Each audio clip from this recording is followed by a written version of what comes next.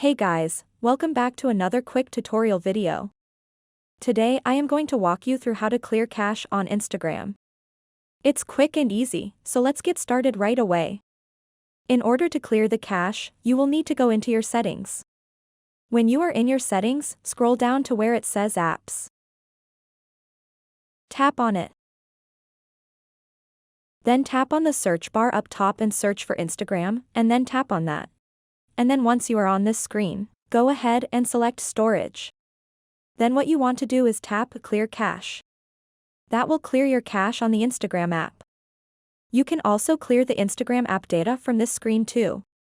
So this is how you clear the Instagram cache. If you found this video helpful, give it a big thumbs up, and to see more content like this, hit the subscribe button. If you have any questions about this whole process, please post them in the comment section below. Thanks so much for watching and have a good day.